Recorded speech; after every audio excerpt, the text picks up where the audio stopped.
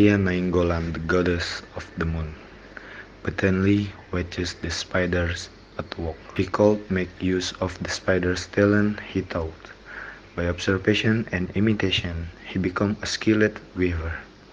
The sun god Kinich Ahau was amazed by his efforts and admired him from a distance. But the goddess' grandfather was very possessive and did not let the sun god approach his beloved grandson in the slightest.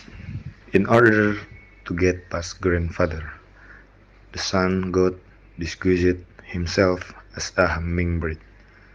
When he drank the essence of tobacco flower, the moon goddess saw him and asked grandfather to cut the bird. The grandfather shot the sun god in disguise with a blowgun. Ixchel nursed the injured bird until it recovered, and he was able to flap his wings and fly again. He turned back into the sun god and asked the moon goddess to run away with him. The two of them paddled the canoe, but the grandfather summoned the mighty storm god to stop them. Sensing danger, the moon goddess jumped down from the boat into the ocean and turned into a crab. But the god of thunder had already thrown a bolt of lightning which hit the crab, penetrated its heart, and killed it. Hundreds of dragonflies gathered, humming songs and flapping their wings. They formed a thick, magical cloud above the moon goddess' body. For 13 days they cut, cleaned, and emptied the logs. On the 13th night, the log opened, and the moon goddess appeared alive and senior. The sun god immediately proposed to marry him. The moon goddess happily agreed. Side by side, they are ready to light up the sky with their powerful light.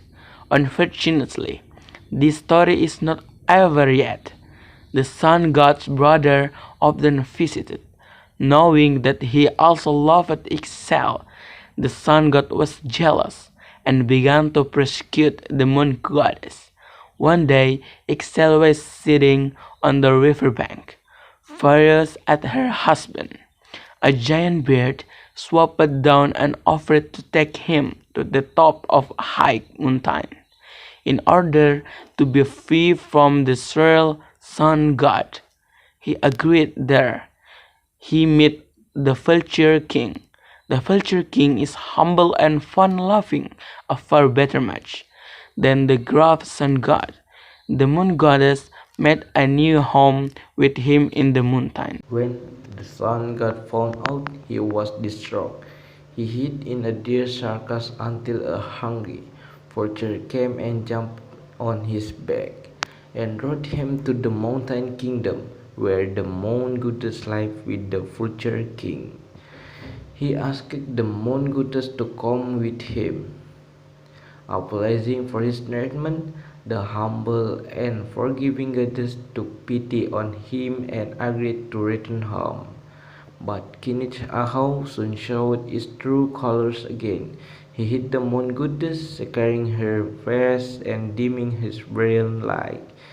His child flew into the darkness. Since then, he vowed to appear only at night.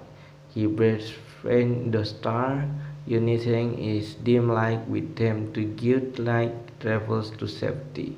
He asked his healing talents, which he once used on an injured sun god, to heal the sick.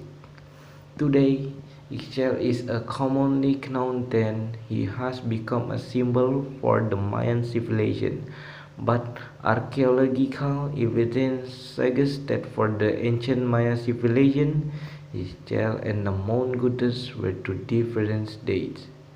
In Maya retellings and anthropologies, historical account, the two come together so that the story of Israel can expand beyond the historical record.